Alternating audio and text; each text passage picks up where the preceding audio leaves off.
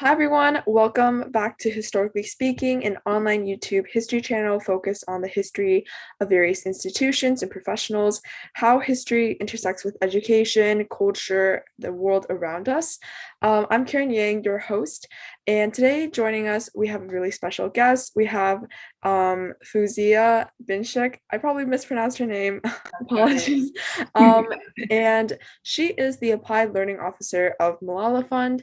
I'll touch base on what Malala Fund is in a bit, but Fouzia is super, super cool. She is really into education justice. She's a learning designer and a facilitator for activists and movement builders and has held a lot of different positions working on education, among other things. More about Malala Fund. Malala Fund is working for a world where all girls can learn and lead and advocates for resources and policy changes to give girls of different backgrounds a good secondary education.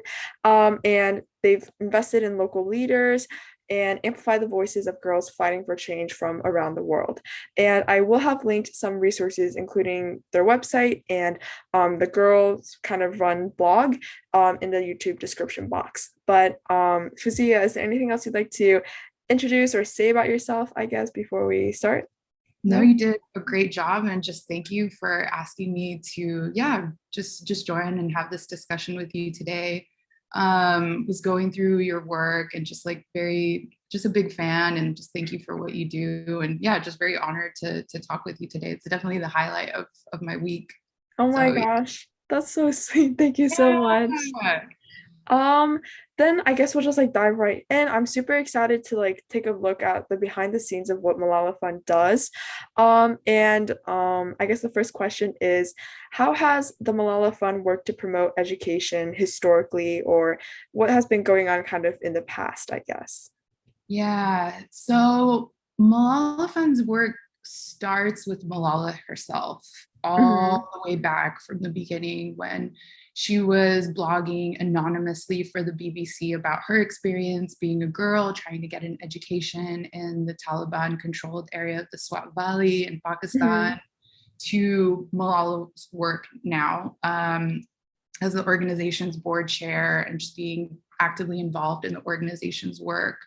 So Malala Fund as an institution started in 2013. It was founded by Malala and her father, Ziauddin Yousafzai. And the mission of the organization is to champion every girl's right to 12 years of free, safe, quality education. Hmm. Right now, we're working to do that in 9 countries. So the roll call. So Afghanistan, Bangladesh, Brazil, Ethiopia, India, Lebanon, Nigeria, Pakistan, and Tanzania. And in each of these countries, we work to realize our mission by focusing on 3 specific areas. So the first is investing in local education activists through technical support, through funding, and also connecting local activists with each other. Hmm. The second sort of focus area is also advocating to hold leaders accountable to making education accessible to all girls. And 3, amplifying girls' voices through our advocacy and programmatic initiatives. So all of our work is actually local activist centered, meaning that we prioritize working with and alongside local activists, Hmm. advocates who are driving solutions to barriers to girls' education in their communities. Mm. I think that like idea of like working with a lot of local leaders is definitely really, really important because through my classes in like history and such, I've definitely seen that it's much more effective to kind of work along the local people rather than just like imposing something that many people would not agree with. And I think that with such an important issue, it's definitely important to understand the cultural and the historical practices of that region and of that area. So I think that that is super unique and super, super important as well. Yeah, Um, I think that's where like part of our focus there is that we know that we can be impactful and that we can sustain change when we're working from like the grassroots, from the local ground, the local activists, and allowing for that groundswell to then start to trickle up. So that's kind mhm. of like our approach to the work. Yeah, and I think that I think that's a really great point that oftentimes it really starts with just like younger people, people who might not have necessarily that much power per se in terms of like politically, but utilizing some of their own voices and some of their abilities to kind of get more resources is also like a really great way of just like stirring up more and more change for sure. Yeah. Yeah. So I guess like that does a great job of just covering what the Malala Fund has been doing so far. So how does the Malala Fund work currently to promote education? And I guess like what are some future plans possibly? Yeah. So the 9 countries that we work in are places where girls face the greatest challenges to education. Hmm. And girls in these countries may be out of school for different reasons. It could be social norms, gender stereotypes, conflict, natural disasters, lack of education funding, child marriage, child labor, COVID, all of the above. Hmm. So, similarly, in all of those countries, the barriers are going to just differ across the community, even within the country, within the communities that we work in. So Malala Fund is working to promote education by supporting local educators and grassroots Hmm. activists in these countries primarily through our Education Champion Network program, Hmm. or as we refer to it, the ECN. So through the ECN, we partner with organizations that understand the needs of girls in their communities and work together in various ways, including to pass laws that increase education budgets, convince families and communities to let their girls to go to school. We have some local activists, champions that are developing new technologies to reach children or to reach youth with no school nearby. Hmm. And to ground some of this work in a few examples. So, one of the local activists that we work with in Nigeria, her name is Kiki James, and she is the founder and the CEO of an organization called ACE Charity. ACE Charity's mission is to provide people across Africa with access to quality education, affordable healthcare, and economic opportunities. Hmm. So we're supporting her through a Malala Fund grant. And Kiki and ACE, through that grant, are working to hold safe space clubs to help equip girls, particularly in northern Nigeria, with the tools they need to realize their ambitions. Hmm. Um, so ACE's safe space clubs are places where girls can learn basic literacy, numeracy, life skills. Um, Kiki herself within like the Education Champions Network is really active in working with state officials to encourage them to increase funding for girls' education and has been influential in passing the Child's Right Act in Nigeria, which guarantees children the right to free quality basic education and Hmm. prevents marriage for youth under the age of 18. Hmm. Outside of like Kiki and sort of ACE, we also invest in the chapters or in the countries like as a whole. Hmm. So the organizations that comprise like partners in the ECN, particularly like in this example of like the Nigeria chapter, we're investing in connecting them together to advocate for policy changes. So in the past, the Nigeria chapter of the ECN has worked together to encourage government officials to pass an amendment to the Nigeria's Universal Basic Education Act, or the UBE, Hmm. that would extend free compulsory education from 9 years to 12 years and to improve the states in Nigeria's access to the UBE funds. Hmm. Oh my gosh, that is so cool. I generally like whenever I think, because I read Malala's book and her autobiography rather young, I think I just remember a lot of her just like the desire to go to school was very much rooted, not necessarily too much in politics, but more socially, I guess. And I think like the examples you've given me definitely show that it's also a lot of change based politically and also a lot of change based on getting these girls the access to a lot of these really great resources. And I think it's also really interesting that the Malala Fund also focuses on connecting local activists and connecting these different organizations with the Malala Fund, but also with each other and trying to share that common goal. And I think like that power of connection just really goes beyond anything that we can really imagine. And I think that's a really interesting and really important initiative that Malala Fund definitely takes on. Yeah, I would say that network building and sort of connecting our partners together within each country, but also across country, Mhm. is something that we're focusing on in terms of, like you mentioned, future plans. That's something that we're, expanding our resources or increasing our investment in doing so, because, social change happens through relationship building and connection, and sort of that Mhm. swell of like connecting folks together towards a common cause. 100%, like the widespread change, because honestly, like this is a systemic or kind of much more widespread than we can ever possibly really imagine unless we, go out and see it in different areas. But that widespread change, as you said, definitely comes from, kind of acknowledging that these countries and these girls all face very similar issues. And hey, like kind of seeing that if this country can do this, maybe we can also do that or make something similar as well. Exactly that. Mhm. I guess like I wanted to touch more on like your applied learning kind of experience because I personally find that really interesting. And I also find that idea of just like learning through different formats or learning just like differently across the world, I guess. Could you talk more about, I guess, your applied learning kind of experience or what you've done with that?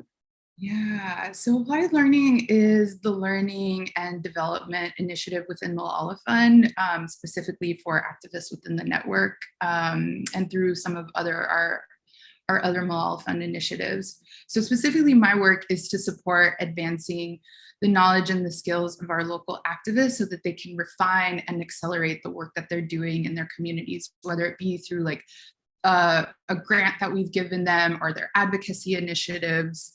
Mm-hmm. Um, the learning experiences that we're implementing, I think, allow activists to connect and learn from one another. The peer Mm-hmm. learning aspect of it is a very like critical function of what it is that we're doing, because champions are coming to us like already having done the work for a very long time. We're not Mm-hmm. necessarily like building skills, we're just trying to connect folks to learn from the experts within the network of itself. The other thing that we're doing through our learning experiences that we design and implement is to expand the possibility to transform their initiatives in their communities. One thing that you mentioned was like connecting folks to create that sort of like cross share Mm-hmm. across countries. And sometimes that also happens even within countries. So you have like, we are bringing partners together to like learn best practices from one another within like Mm-hmm. a country, but then we're also doing that like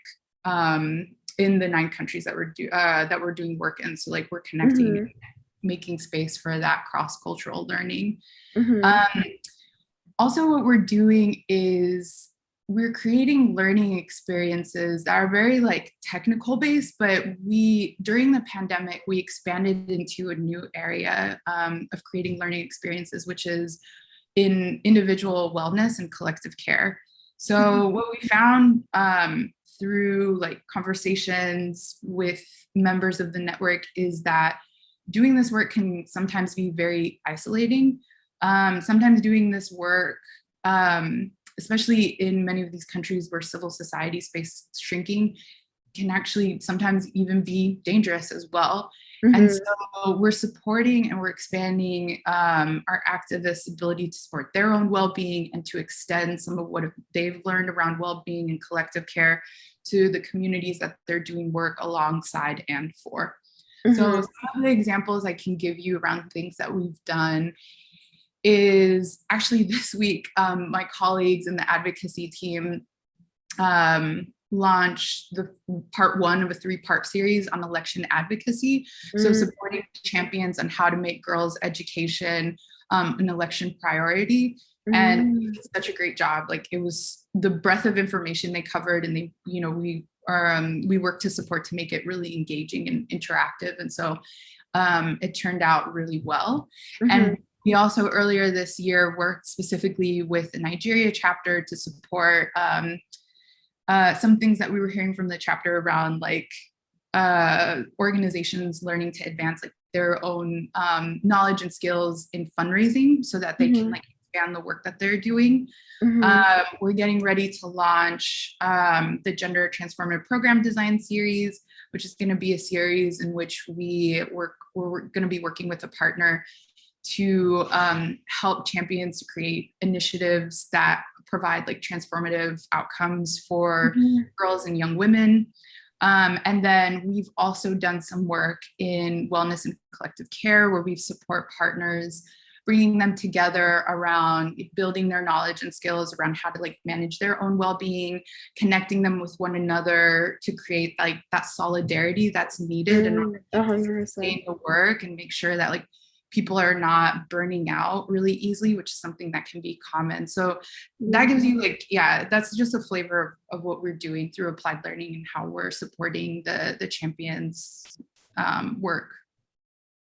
Yeah, I think like it really comes clear that like the Malala Fund isn't necessarily installing any new skills in these people, or like, but where they're taking everyone's great work and kind of bringing it to the next level by just having a lot of that intercommunication and having a lot of that. I think you mentioned like the idea of like wellness a lot, which I think is super important, because it's definitely really easy when you're like fighting against a lot of these like hard and rigid ideas that been in place for many decades, to just feel like, hey, that's not even really that possible for sure. Yeah, it can be very difficult work. So I think like we don't want to just focus on the technical, like the project-based stuff, like the fundraising stuff, but we really want to support champions like sustainability in this movement. So in doing that, we're expanding a lot of the work that we're doing within the wellness and collective care space. 100%. I think like a lot of the systemic change that we take or need to undertake cannot just cannot occur over like 5 years or even 10 years. Honestly, it needs something to like, we need that kind of not only motivation but also the ability to keep on going. And it sounds like Malala Fund is doing a great job of promoting that sustainability and promoting that continuation, just like beyond one generation and into the next, by just allowing a lot of mentorship, or a lot of just like learning across borders and in borders and across like age groups and across different backgrounds, which is super important as well. I guess like one question I would also have is that it seems like Malala Fund is doing a lot of great work. It definitely is doing a lot of great work, but it's like, how can the common person, I guess, help out with this like really great mission, and basically tap into Malala's Fund's great resources and help other people as well?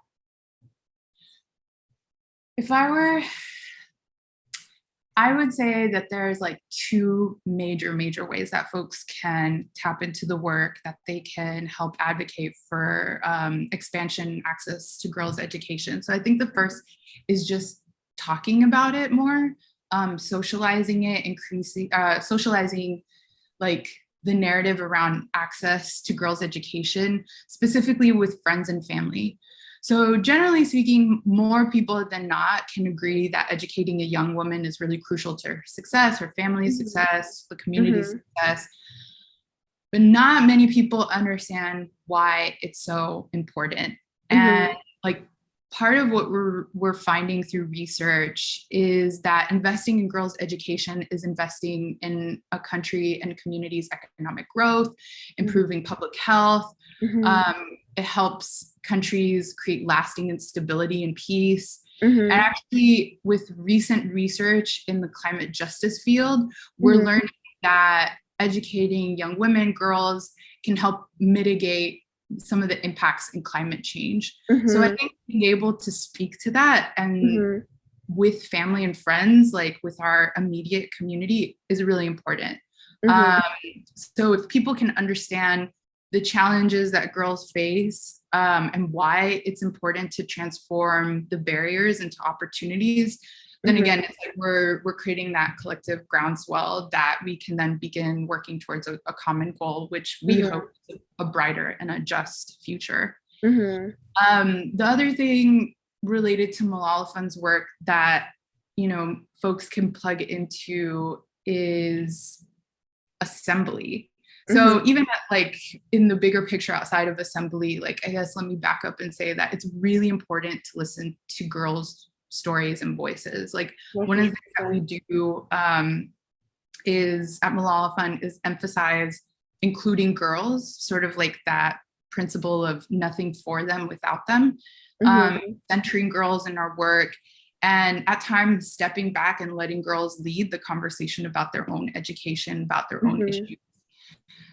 So a testimony to the power of the young woman's voice is Assembly, which is Malala Fund's digital newsletter and publication for young women around the world to share their thoughts, their challenges, their accomplishments. And for all of us who are, you know, not young women or, you know, young at heart, to read their thoughts, their challenges, their accomplishments, and learn about a whole new generation of leaders that are like now in the world doing amazing things. 100%. So Assembly publishes interviews, essays, poems, illustrations, photos, videos submitted by girls and young women about their lives and issues that they care about, even outside of just education and education justice.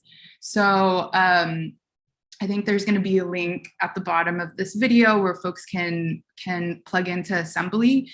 And for young women out there, there's opportunities to also submit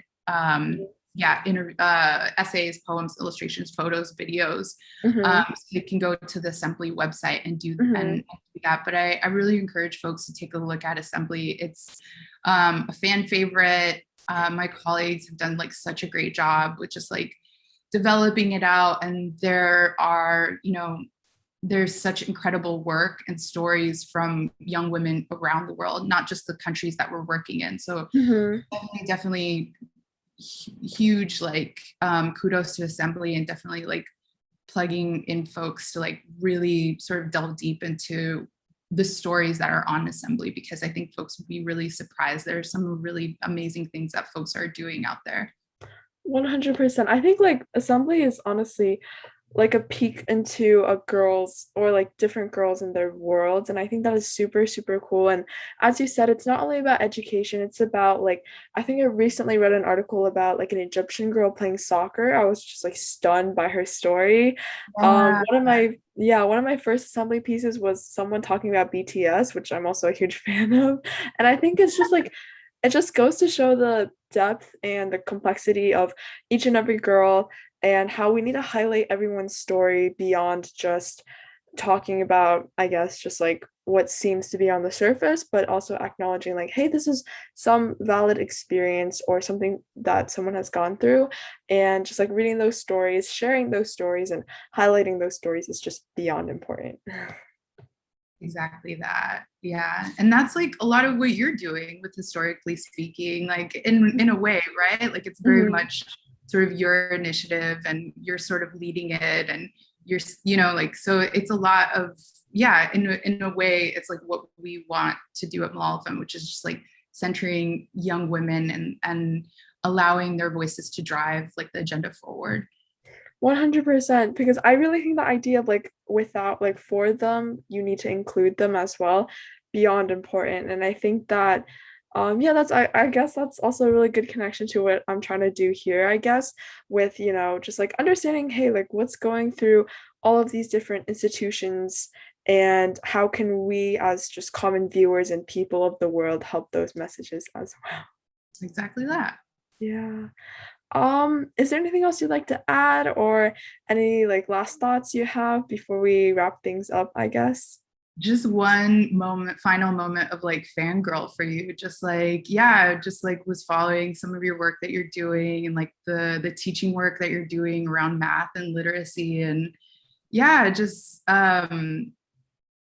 like really in awe of like everything that you're doing. And so so appreciative to be able to have this conversation with you. Thank you so much. Thank you so much. No, I think this was honestly great for the general public, but also really great for me in terms of understanding the Malala Fund. And I think that you talked a lot about like interconnection and a lot of like network and solidarity, and just like pushing for sustainable change. And I think that that's something that I feel like we need to internalize a lot more. I think it's easy on social media to like look at something and be like, oh, that's really important, and then forget about it like 2 days later. But we're in here for like the long haul. We're in here to fight ultimately for a long, long time until this issue like goes away, which definitely is not going to happen like that fast. So I think that's just super important and something I'm really glad I took away from this as well. Yes. Cool. Yeah, oh my gosh. And with that, I think I'm going to wrap things up. Thank you to everyone watching somewhere out there in the world. And like, subscribe, etc. You know the deal. And I'll see you next time on Historically Speaking. Thank you so much. Thank you.